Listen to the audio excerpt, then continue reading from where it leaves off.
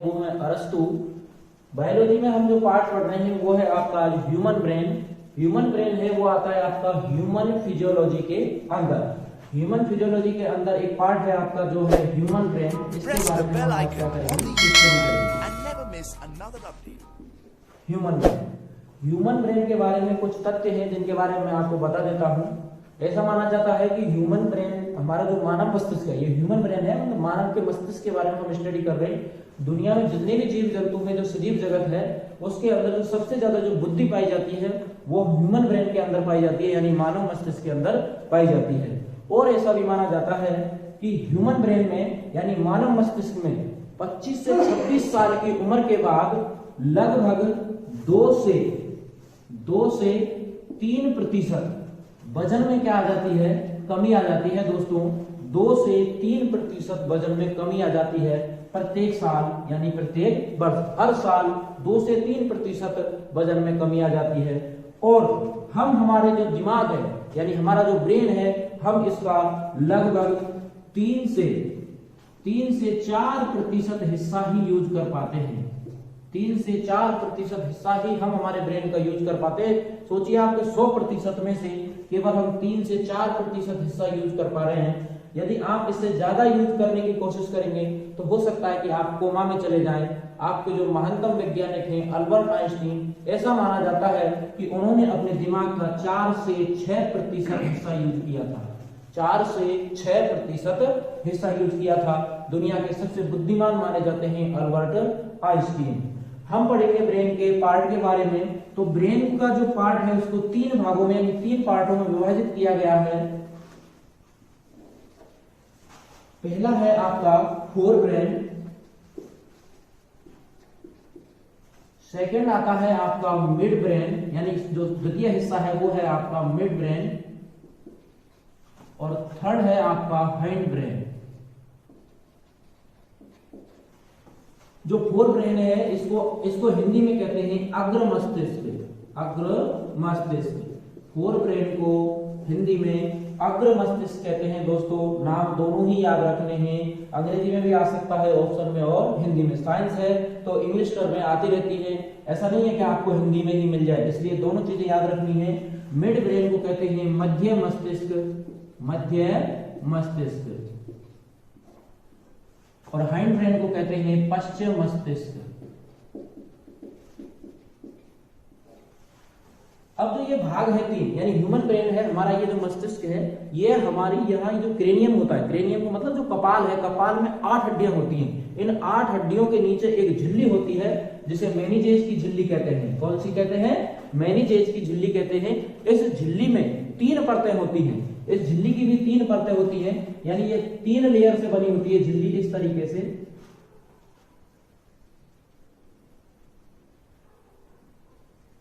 मेनिजेस की झिल्ली में 3 लेयर होती हैं।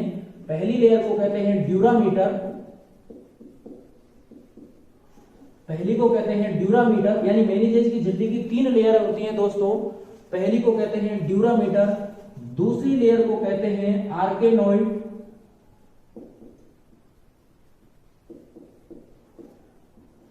और तीसरी लेयर को कहते हैं पाया मीटर। यानी 3 लेयर होती हैं।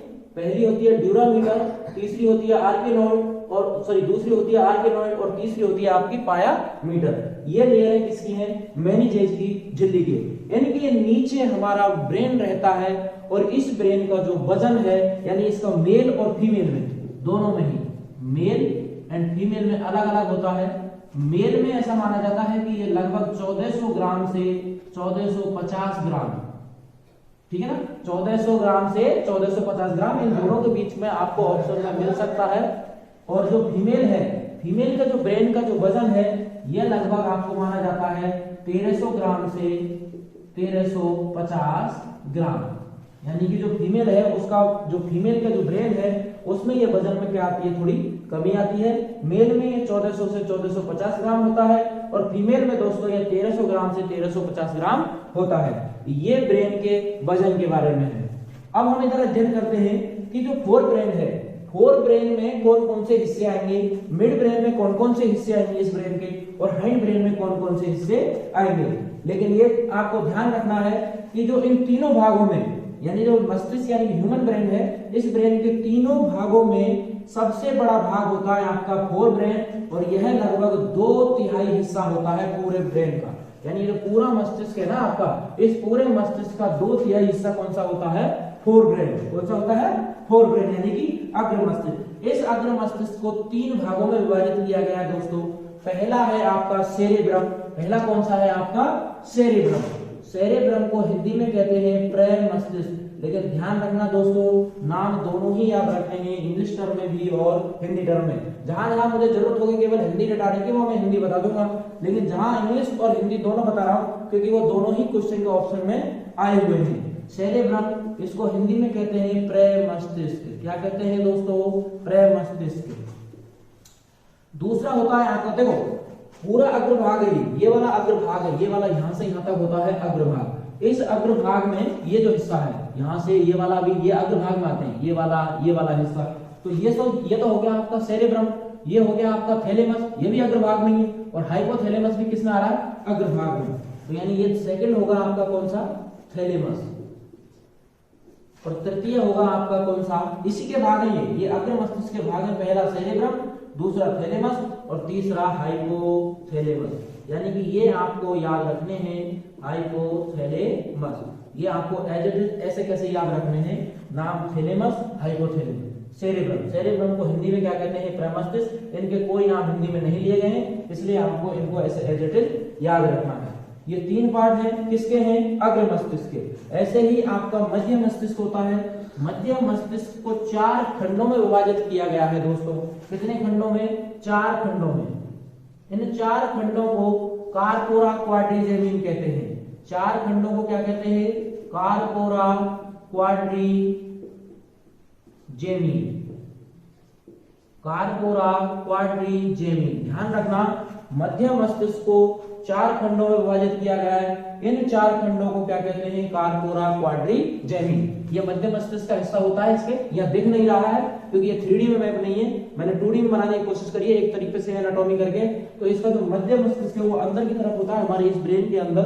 उसमें 4 पार्ट होते हैं, उन्हीं 4 खंड होते हैं। उन 4 खंडों को क्या कहते हैं? कार्पोरा क्वाड्रिजेमिन। कार्पोरा क्वाड्रिजेमिन मतलब 4 खंड हैं, 2 ऊपर वाले होते हैं और 2 नीचे वाले हिस्से होते हैं। इनमें भी 2-2 हिस्से होते हैं। जो 4 खंड है ना, 2 ऊपर वाले और 2 नीचे वाले। अब ध्यान से सुनिए इनका काम क्या है। 2 ऊपर वाले हिस्से जो होते हैं क्वाड्रिजेमिन, वो तो करेंगे आपके देखने का काम। किसका काम करेंगे? देखने का। यानी 2 खंड तो ऊपर वाले, 2 खंड ऊपर वाले, भाई 4 खंड थे, 2 खंड ऊपर वाले और 2 खंड नीचे वाले।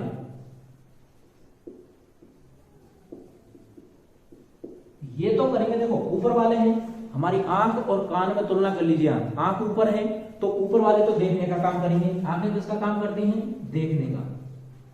ध्यान रखना, 4 खंड है कार्पोरा क्वाड्रिजेमिन के। 2 खंड जो ऊपर वाले होते हैं, आंखें ऊपर है हमारे कान से, तो ये देखने का काम करेंगे। और देखिए ध्यान से कि कान नीचे की तरफ होते हैं, इसलिए मतलब 2 खंड जो है नीचे वाले, वो किसका काम करेंगे? सुनने का। किसका काम करेंगे दोस्तों? सुनने का काम करेंगे। ऐसे ही हमारा है पश्चिम मस्तिष्क। और पश्चिम मस्तिष्क के भी कितने हिस्से होते हैं? 3। पहला है आपका कौन सा? सेरेबेलम। ये ध्यान रखना, यहाँ सेरेब्रम है, यहाँ सेरेबेलम है, और ये हिस्सा ये वाला होता है लीफ के आकार यानी पत्ती के आकार का। सेरेबेलम। दूसरा हिस्सा है आपका कौन सा? पोन्स। दूसरा हिस्सा कौन सा है आपका? पोन्स। ये वाला हिस्सा होता है पोन्स। इनके एक-एक के कार्य बताएंगे हम आपको।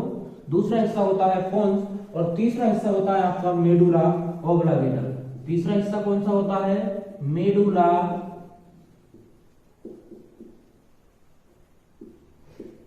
ऑब्लांगेटा। तो ध्यान से सुनिए दोस्तों, पश्चिम मस्तिष्क के भी कितने हिस्से हैं? 3। पहला सेरेबेलम, दूसरा पोन्स और तीसरा मेडुला ऑब्लांगेटा। अग्रभाग में हम पढ़ेंगे सेरेब्रम के बारे में। तो सेरेब्रम के बारे में आप इसका एक बार स्क्रीनशॉट ले लीजिए, ताकि मैं आपको एक-एक फंक्शन के बारे में यहाँ डिटेल स्टडी कराऊंगा।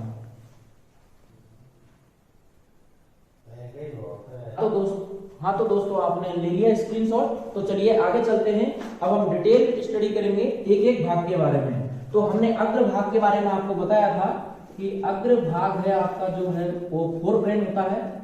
मस्तिष्क का कौन सा होता है? Fore brain. और फोर ब्रेन में हम पहला पढ़ेंगे क्या? प्रमस्तिष्क यानी कि सेरेब्रम। तो दोस्तों सेरेब्रम जो है आपका, इसका कार्य क्या है वो देखिए।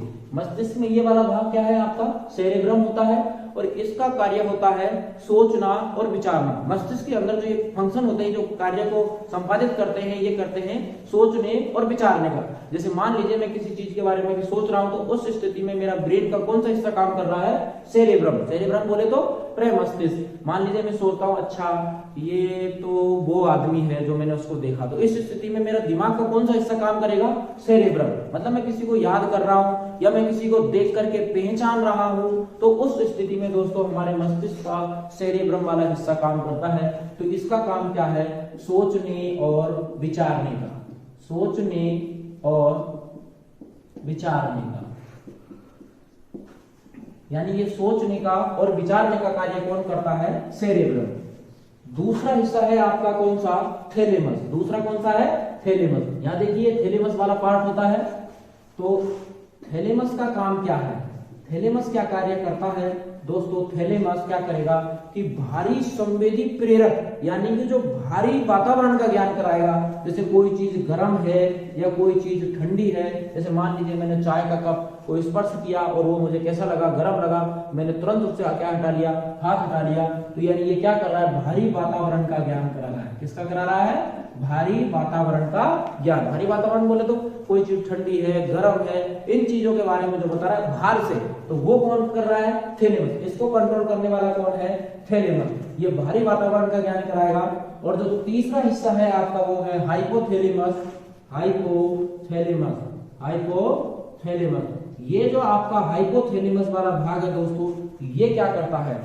ये काम करता है, जैसे मान लीजिए आपको भूख लग रही है, उस स्थिति में आपका कौन एक्टिव हो गया है? हाइपोथैलेमस।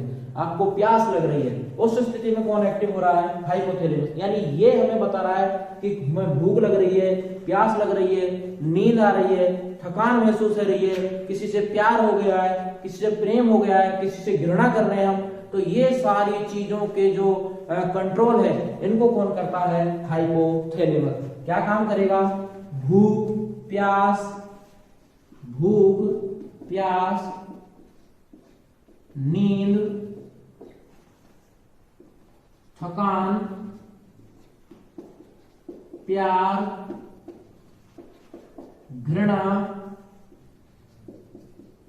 आदि के, देखो भूख, प्यास, नींद, थकान, प्यार, घृणा आदि के जो हमारे जो ये संसूचन होते हैं, इनके बारे में कौन बताएगा? हाइपोथैलेमस। यानी इनको सबको कौन कंट्रोल करेगा? हाइपोथैलेमस।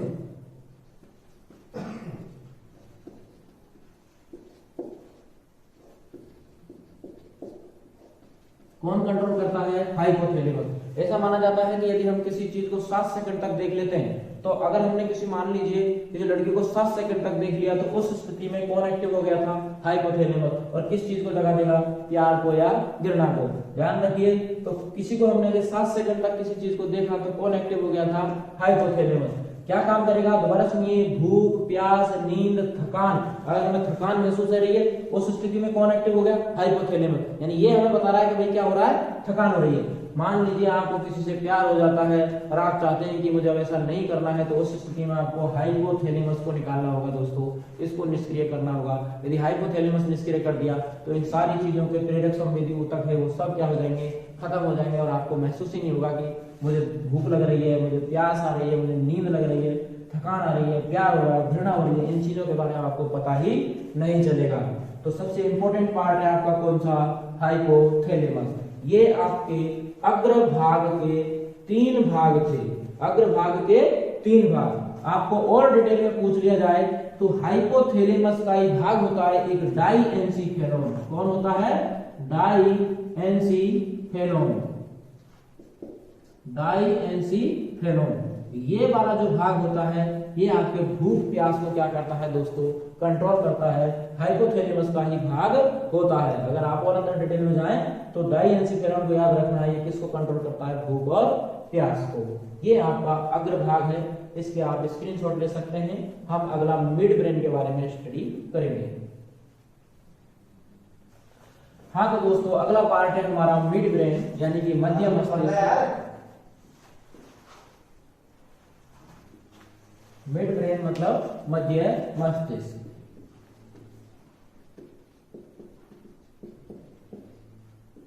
तो मैंने बताया आपको दोस्तों कि मिड ब्रेन के 4 खंड होते हैं, 4 खंड होते हैं। इन 4 खंडों को कार्पोरा क्वाड्रिजेमिन कहते हैं। क्या कहते हैं दोस्तों? कार्पोरा क्वाड्रिजेमिन। कार्पोरा क्वाड्रिजेमिन। इस कार्पोरा क्वाड्रिजेमिन के कितने खंड होते हैं? 4 खंड होते हैं। 2 खंड जो ऊपर वाले होते हैं दोस्तों वो देखने का काम करते हैं। 2 खंड जो ऊपर वाले होते हैं वो देखने का काम करेंगे, देखने का काम करेंगे।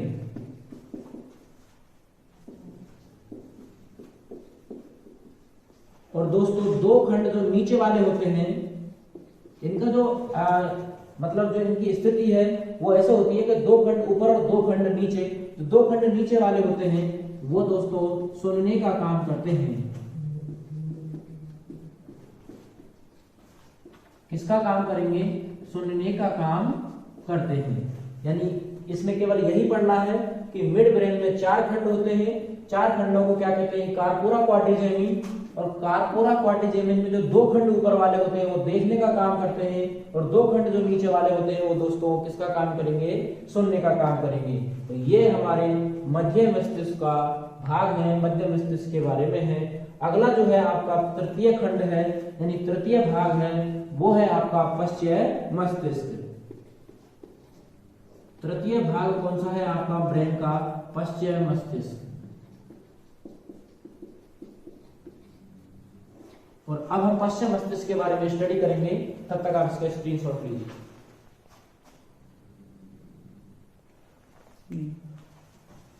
इसको मैं ऊपर लिख देता हूं।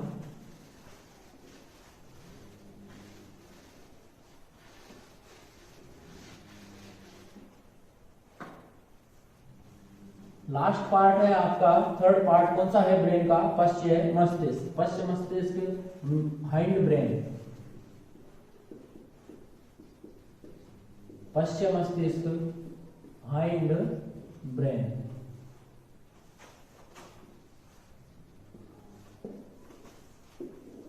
दोस्तों इसके हमने आपको 3 भाग बताए थे। पहला भाग हमने बताया था सेरेबेलम। ध्यान रखना दोस्तों, सेरेबेलम, सेरेबेलम फर्स्ट भाग है इसका सेरेबेलम। इसकी ब्रेन में जो स्थिति है वो यहाँ होती है, ये पत्ती के आकार का होता है। आप ये देख रहे हैं ये सेरेबेलम का हिस्सा है।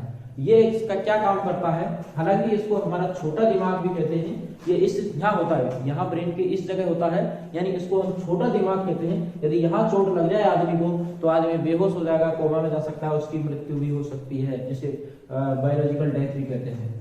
ठीक है ना? यानी ये कोमा में चला जाएगा, उसको पता ही नहीं चलेगा कि क्या हो रहा है क्या नहीं हो रहा, बस उसका शरीर पड़ा रहेगा, दिमाग काम ही नहीं करेगा, उसे बायोलॉजिकल डेथ कहते हैं।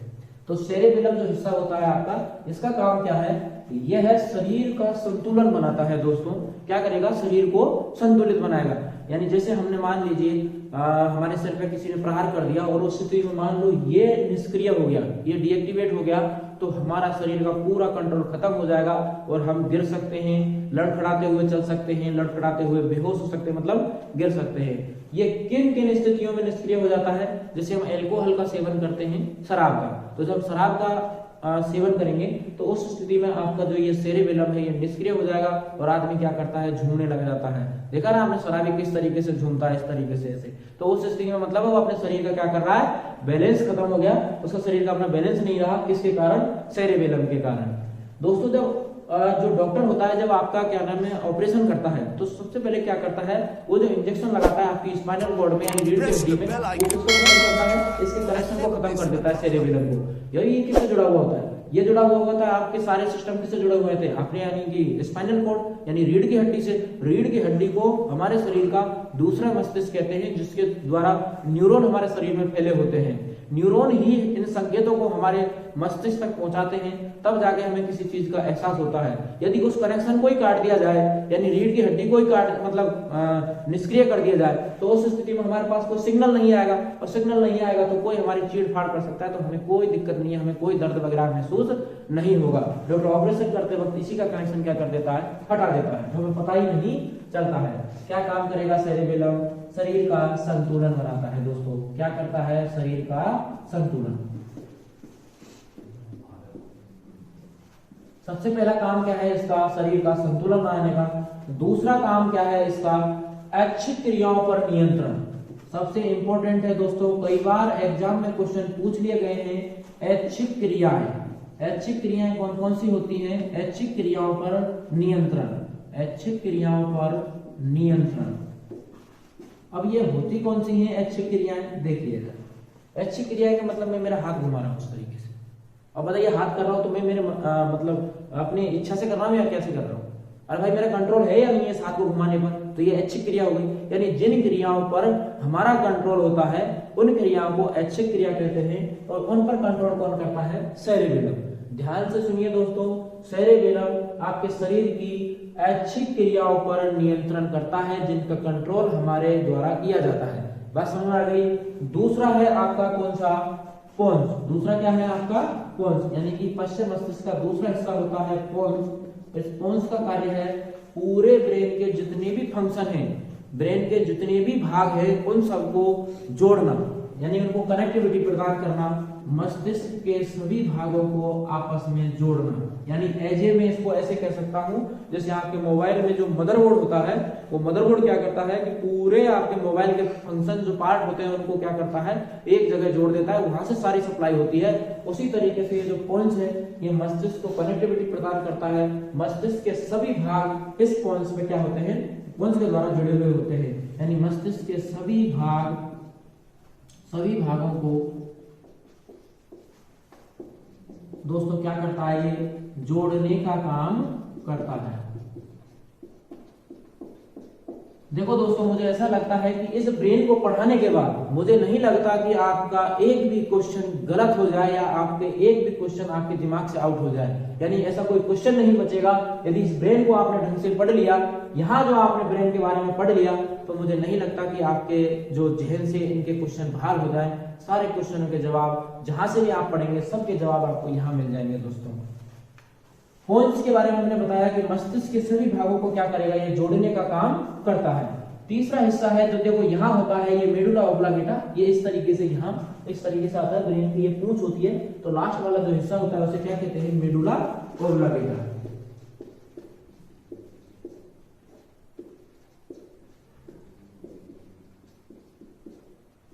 टीम ध्यान देखिए, नीचे दिखाई दे रहा है, ठीक, मेडुला ऑब्लांगेटा।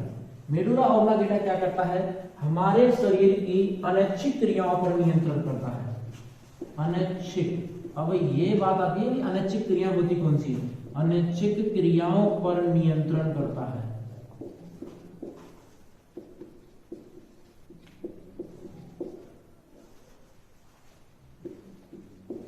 अब अनैच्छिक क्रियाओं में आती है आपकी कौन कौन सी, देखिए, छींकना। बताइए, अनैच्छिक क्रियाएं वे क्रिया होती हैं जिन पर हम कंट्रोल नहीं कर पाते हैं, यानी हमारा शरीर कंट्रोल नहीं कर पाता है, उनको कौन कंट्रोल करता है, मेडुला ऑब्लांगेटा कंट्रोल करता है। देखिए छींक आ गई आपको, तो आप जब छींक रहे हैं तो उस पर आप कंट्रोल कर सकते हैं, नहीं कर सकते। छींक आई है तो फिर आ ही जाती है। दूसरा आपका जैसे हार्ट बीट यानी हृदय का धड़कना, क्या आप अपने हृदय के धड़कने को कंट्रोल कर सकते हैं, क्या नहीं कर सकते। उस पर कौन कंट्रोल कर रहा है, मेडुला ऑब्लांगेटा कर रहा है। पलकों को झपकाने का काम कर रहे हैं अपन, मतलब ये जो अनैच्छिक क्रिया है, एक पलक झपकना, तो पलक झपकने को कौन कंट्रोल कर रहा है, मेडुला ऑब्लांगेटा। तो मैं यहां लिख रहा हूं, छींकना, पलक झपकना, यानी इनका कंट्रोल हमारे हाथ में नहीं होता है। पलक झपकना, श्वास लेना। अच्छा बताइए, आप श्वास लेने को कंट्रोल कर सकते हो क्या? श्वास लेने को कंट्रोल करोगे तो फिर सीधे भगवान को प्यारे हो जाओगे आप, इसलिए श्वास पे कंट्रोल मत करना। श्वास का कंट्रोल करना, यानी श्वास पर कंट्रोल, या श्वसन दर लिख देता हूं, श्वसन दर। श्वसन दर पर हमारा कोई कंट्रोल नहीं होता है, कौन करता है, मेडुला ऑब्लांगेटा। दूसरा हृदय का धड़कना।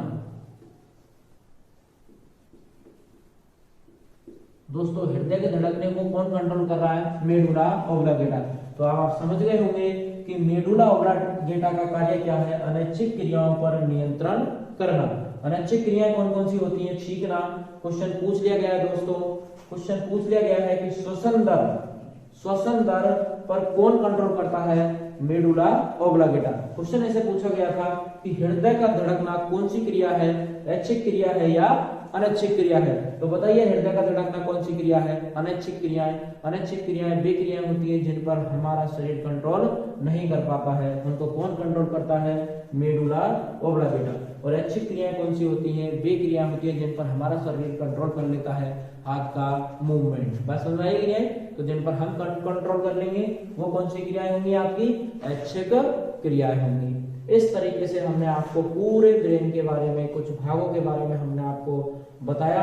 आपको अच्छा लगे तो प्लीज चैनल को सब्सक्राइब करना ना भूलना, और अगर आप इस चैनल को सब्सक्राइब करेंगे तो हमें मोटिवेट मिलेगा, हम और अच्छी अच्छी वीडियो आपके लिए लेकर आएंगे। तब तक के लिए धन्यवाद, नमस्कार।